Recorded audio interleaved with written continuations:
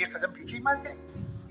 भाई आप इसके बाद जाते हो, कहते सवाल ना करना कि ये कहाँ से आया, ये पावर तो हमेशा से रहेगी।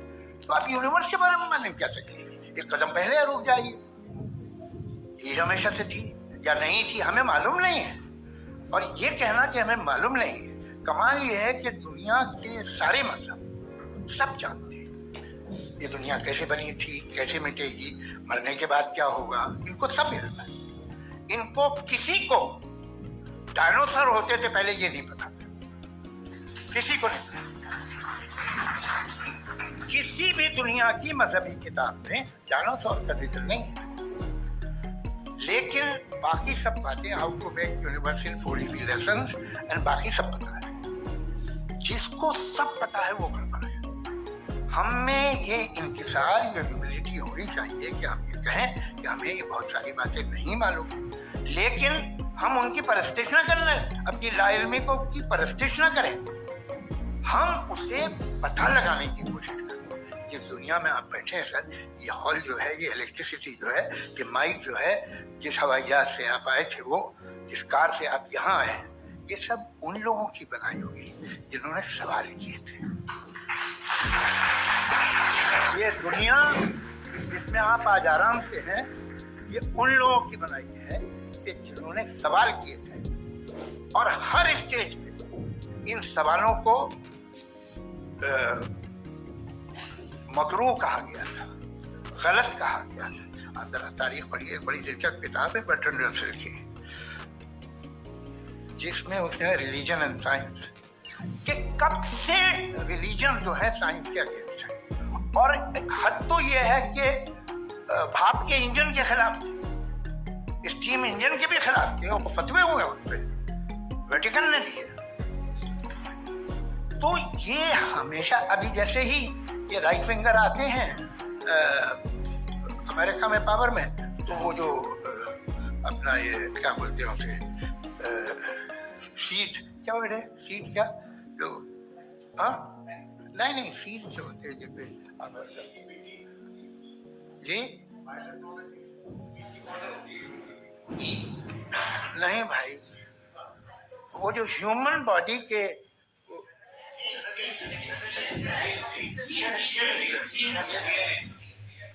उस पर रिसर्च बंद हो जाती, रिपब्लिकन नहीं करने देते। अरे भाई इतना डर क्या है तुम्हें? एक जमाने में बहुत नाराज थे ये सारे मजहबी लोग कि ये इंसान तो इंसान बनाने की कोशिश कर रहा है। आपको क्या तकलीफ भाई, बना ले तो बना ले दो, ये खौफ क्या है? और ये सब आज जो आप कह रहे हैं नामुमकिन है, ये कैसे हुआ? मुझे एक किस्सा याद आता है। जब मैं 6ठी क्लास में था तो मैं मैथमेटिक्स में बहुत वीक था, तो एक टीचर रख दिया गया, उसने 1 2 3 4 5 6 7 को सिखा दिया मुझे। वो दिन मैं भूल नहीं सकता हूँ। जिस दिन उसने ये बताया कि 1/2 क्या होता है और 3/4 क्या होता है, मुझे ऐसा लगा कि मेरा सर बीच से फट जाएगा। ये आदमी कह रहा है कि जो दीवार के अंदर जाओ वॉक करते हुए। आज हंसता हूं मैं इस बात पे। तो आज जो बातें आपके जहन से बिल्कुल परे है और आप हैरान होते हुए देखिए, एक वक्त आएगा कि मामूली लगेंगी। और हुआ है, आपकी इंसानी तारीख ही है। इतनी जल्दी सारे फैसले आप मत कर लीजिए, थोड़ा ये ह्यूमिलिटी रखिए कि भाई ये हमें नहीं मालूम। ये कहने में क्या है, ये यूनिवर्स कहाँ तक फैली, ये कब से है और कब तक रहेगी, हमें नहीं मालूम। आपने फैसला कर लिया कब बनी। ये आपके हिसाब से कोई 14 बिलियन ईयर बनी जो समझा जाता है। उससे पहले हजारों करोड़ों अरबों साल तक खुदा बैठा क्या कर रहा था? खामोश बैठा था, ऐसी जमाइयां ले रहा था। फिर उसे आइडिया आया, यार एक काम करते हैं, वक्त अच्छा गुजर जाएगा, यूनिवर्स बनाते हैं। सोचिए, वो तो हमेशा से है ना, मगर यूनिवर्स हमेशा से नहीं है, ये तो बनाई गई है। और उससे पहले क्या था, इनका क्या काम था? यही बात है। ये बड़ा आसान है, जो बात हमें आज धीरे धीरे पता चली है। बरसों 2000 और 2500 साल पहले आपको किसी ने बता दिया कि क्या था, आप मान गए, तो तब से वही मान रहे हैं जो 2500 साल पहले कहा गया था। सब कुछ बदल गया है, सॉल्व हो रही है चीजें। अभी साइंस बिल्कुल दावा नहीं करती, या कोई फिलोसफर ये दावा नहीं करता कि हमें सब मालूम। बल्कि वो कहता है कि हमें जितना मालूम होता है उससे ये मालूम होता है कि हमें कितना कम मालूम। तो हम अपनी जहालत से लड़े, उसकी परस्तिश न करें। जी, time. Thank you so much. मैं तर्कों की श्रृंखला में राउंड 2 के लिए मुफ्ती साहब को आमंत्रित कर रहा हूं। आपके पास एक बार फिर से 7 मिनट का वक्त है। शुक्रिया। जनाब जावेद अख्तर साहब कई मर्तबा दोहरा रहे हैं कि फेथ का मतलब बताइए, फेथ का मतलब बताइए। मैंने बता दिया, फेथ सही भी होता है, गलत भी होता है। और आज हम फेथ पे बात नहीं कर रहे, हम ट्रूथ और डज गॉड एग्जिस्ट पे बात कर रहे हैं। क्या डज गॉड एग्जिस्ट, ये ट्रूथ यानी गॉड है या नहीं है, इसमें से दोनों ट्रूथ क्या है। अब आप उसे फेथ कह लें, बिलीफ कह लें, नॉट माई बिजनेस। उसके बाद आपने कहा कि भाई सवाल करने से मजहब रोकता है। मैं कहता हूं जो रोकता है वो रोकता होगा, मैं नहीं रोकता। बल्कि सवाल करें, सवाल करना चाहिए। सवाल कर करके तो हम आगे बढ़ते हैं, तरक्की करते हैं, और इसीलिए मैं आज यहाँ पे आया हूँ। लेकिन सवाल सिर्फ खुदा से नहीं होगा, आपसे भी होगा। सवाल एथिज्म से भी होगा। सवाल सिर्फ मजहब से नहीं होगा, सबसे होगा। और आज मैं सवाल करूंगा और उम्मीद है कि आप जवाब देंगे। अभी तक आपने वैसे कॉन्टिंजेंसी आर्गुमेंट का कोई जवाब नहीं दिया। चलें, आपने कहा यूनिवर्स के बारे में इटर्नल क्यों नहीं बोल देते। ये चूंकि लॉजिकली पॉसिबल ही नहीं है कि यूनिवर्स इटर्नल हो।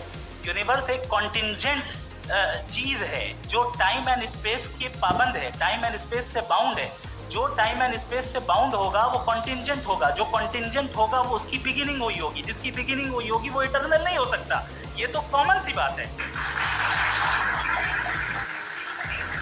आपने कहा कि किसी मजहबी किताब में डायनासोर का जिक्र नहीं है। अफसोस कि आज तक किसी मैथमेटिक्स के किताब में मुझे डायनासोर का जिक्र नहीं मिला।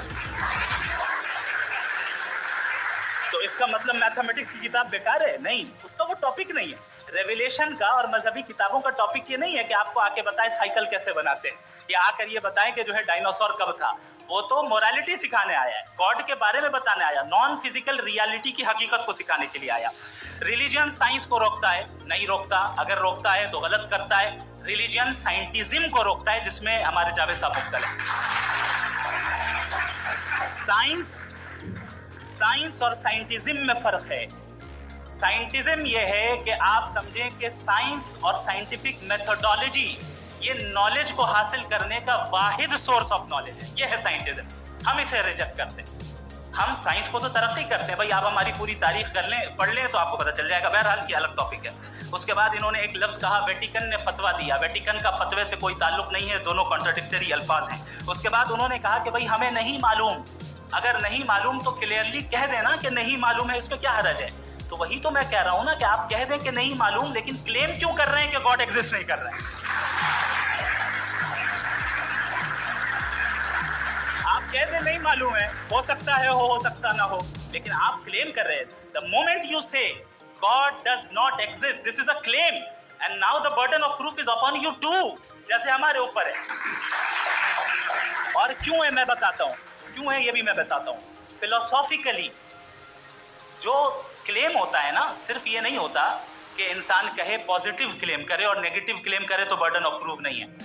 आप मिसाल के तौर पे मैं कहूं कि फुला उस कमरे में कोई नहीं है, मैंने एक नॉलेज का क्लेम किया है। उस कमरे में कोई नहीं है, मैंने एक नॉलेज का क्लेम किया। या तो मैं कहूं मुझे नहीं पता, हो भी सकता है नहीं भी हो सकता है, this is not a claim. लेकिन जब मैं कह रहा हूं कि वहां कोई नहीं है या मैं कह रहा हूं वहां कोई है, दोनों क्लेम है और दोनों के ऊपर बर्डन ऑफ प्रूफ है। हमारे ऊपर भी बर्डन ऑफ प्रूफ है। मैंने कंटिजेंसी आर्ग्यूमेंट दिया, इसे तोड़ कर दिखाई। आखिरी चीज, इन्होंने कहा कि खुदा दुनिया बनाने से पहले 150 साल पहले या करोड़ों साल पहले क्या कर रहा था। अरे हजरत, चलें बहरहाल मैं जवाब दे देता हूं। आप हमारे रिस्पेक्टेड पर्सनैलिटी हैं, अगर आप नहीं होते तो मैं ऐसे एंटरटेन ही नहीं करता। टाइम ये 100 साल पहले या 100 साल बाद, पहले बाद में अभी, ये वो अल्फाज हैं जिनका ताल्लुक टाइम से है। टाइम शुरू ही हुआ है यूनिवर्स की बिगिनिंग के बाद, तो उसके पहले खुदा क्या कर रहा था, सवाल इलॉजिकल है, ये फेलेसी है। यानी आप ये कह रहे हैं कि यूनिवर्स के बनने से पहले खुदा क्या कर रहा था। टाइम के बनने से पहले का ताल्लुक टाइम से, टाइम उस वक्त था ही नहीं, तो ये सवाल ही इनवैलिड है खुदा के ताल्लुक से। दूसरी चीज, आर्ग्यूमेंट ऑफ कंटिजेंसी जो मैंने आपके सामने पेश की है, आपने बार बार ये प्रूफ किया और ये कह रहे हैं कि गॉड ऑफ गैप्स। देखिए, पहले नहीं मालूम था, साइंस ने कर दिया। सिंपल की मिसाल से मैं समझा देता हूं। जिस गैप्स की आप बात कर रहे हैं ना, साइंस उन गैप्स को जिन चीज के जरिए भी प्रूव करेगा वो कॉन्टिंजेंटी होगा। अब चाहे वो फोर्स हो, मैटर हो या एनर्जी हो। लिहाजा सवाल हमारा उस वक्त भी वैलिड होगा जब तक कि आप नेसेसरी बीइंग पे ना आ जाएं। और इन्फिनिट रिग्रेस पॉसिबल नहीं है of causes in practical world, तो जाहिर है कहीं रुकना पड़ेगा। जहां रुकेंगे वही खुदा है। दूसरी चीज, आपने ये कहा, क्या कह रहा था मैं, किस पॉइंट बुलाए इकडे सर्वांनी आज बातें कहाँ रेन कहाँ लाएगा Oh no, after that, just now.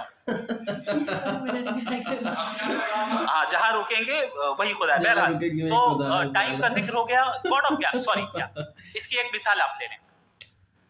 एक कार है, एक साहब ने देखा कि भाई कार जो है उसके व्हील्स कितने अच्छे लगे हुए हैं, सही जगह पे। स्टीयरिंग जो है कितने अच्छे जगह पे लगी हुई, और सीट्स कितने वेल डिजाइंड है, कितनी प्रिसाइजली ये कार काम कर रही है।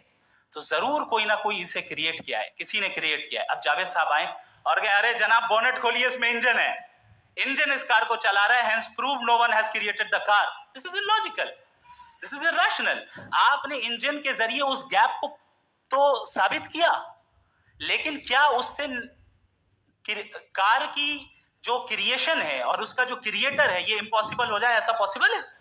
उसका सवाल खत्म हो जाए, ऐसा पॉसिबल है? नहीं। आपने गैप्स को फिल करके, कॉन्टिंजेंट चीजों से गैप्स को फिल करके हमारे ऑब्जर्वेशन को और ब्रॉड कर दिया। अब हमें और पता चल गया कि ये जो कार है इसका सिस्टम कितना ज्यादा कॉम्प्लेक्स है। पहले कम समझते थे, अब कॉम्प्लेक्सिटी और ज्यादा वाज़ेह हो गई। अब हमें समझ में आ रहा है कि हमारी सर्टेनिटी और बढ़ गई कि जरूर इस कार को किसी ना किसी ने बनाया। यही मामला यूनिवर्स का है। साइंस हमेशा फिजिकल वर्ल्ड की चीजों को ही फिल करती जाएगी और फिजिकल चीजों से ही करती जाएगी, क्योंकि एम्पिरिकल एविडेंस का ताल्लुक फिजिकल वर्ल्ड से है। आप साइंस के जरिए मेटाफिजिकल रियलिटी को कभी साबित नहीं कर सकती। ये रॉन्ग टूल का इस्तेमाल करना है। ये वही काम है कि आप मेटल डिटेक्टर से प्लास्टिक डिटेक्टर करने चलें, जो कि जाहिर है सही नहीं है। Thank you. तो वही देता हूँ जी, ये आर्गुमेंट का राउंड 2 है, 7 मिनट है। पहले तो मैं आपसे अर्ज करूं कि आपने कहा कि जब कायनात ही नहीं थी तो वक्त भी नहीं था, कुछ भी नहीं था। कैसे नहीं था? खुदा था, एक एग्जिस्टेंस तो था ना खुदा का। तो जब खुदा था तो वक्त भी होगा। ऐसा नहीं कि कुछ भी नहीं था, खुदा था। अच्छा, बाकी एक आपने कहा साहब आप साबित कीजिए, आपके पास भी लॉजिक है या मेरे पास भी लॉजिक है आपका। मेरा जिम्मेदारी नहीं है साबित करना कि खुदा है। बर्ट्रैंड रसल ने बड़ी अच्छी बात कही। बर्ट्रैंड रसल ने बड़ी अच्छी बात कही। मैं आपसे अगर ये दावा करूं कि एक चाय की केतली मरीख के चारों तरफ घूम रही है, मार्स के चारों तरफ, तो ये आपका काम नहीं है कि आप साबित करें कि कोई चाय की केतली नहीं है। ये मेरा काम है, मैंने दावा किया है। ये दावा तो मजहबी लोग करते हैं कि खुदा है। मैं क्यों साबित करूं कि नहीं है? जब तक आप मुझे कन्विंस नहीं कर देंगे मैं नहीं मानूंगा। आपकी जिम्मेदारी है, मेरी जिम्मेदारी नहीं है। तो ये कि ये जो आप कह रहे हैं जो गैप हैं, ये गैप जब जब किसी मजहब को चैलेंज करते हैं, जब ऐसा कोई बात आती है तो हंगामा हो जाता है कि जब वो चैलेंज करें किसी फेथ को। ये तमाम साइंस जो है इसे मुख्तलिफ जगहों पे मुख्तलिफ वक्तों में मजहब ने रोकने की कोशिश की है। ये किताब है religion and science, Bertrand Russell की, पढ़िएगा, अच्छी लगेगी आपको। तारीखी है साइंस, मजहब की साइंस से उसका यही रिश्ता है। अच्छा, अब ये हम सोचें कि बहरहाल ये वजूद जो है मजहब और ये बिलीव इन गॉड इंसान को बेहतर बना देता है। तो एक काम कीजिए, हिंदुस्तान वर्ल्ड का नक्शा लीजिए और मार्क कीजिए कि रिलीजन कहाँ कहाँ ज़्यादा है, कहाँ कहाँ, चाहे वो लैटिन अमेरिका हो या मिडल ईस्ट हो या फार ईस्ट हो या हिंदुस्तान के वो इलाके जहाँ मजहबियत ज़्यादा है। रख दीजिए नक्शा अलग। अब दूसरा नक्शा कि कहाँ कहाँ नाइंसाफ़ी, रिप्रेशन, औरतों के हुकूक की पामाली, जुल्म, डिक्टेटरशिप कहाँ है, नक्शा एक ही होगा। तो आप मुझे बताएं कि जो इसका तरकीब इस्तेमाल क्या है? खुदा का तरकीब इस्तेमाल तो बताइए। आप छोटी सी दवा सड़क पे बेचते हैं उसकी भी तरकीब इस्तेमाल बताते हैं। इसके इस्तेमाल से तो फायदा नहीं हुआ किसी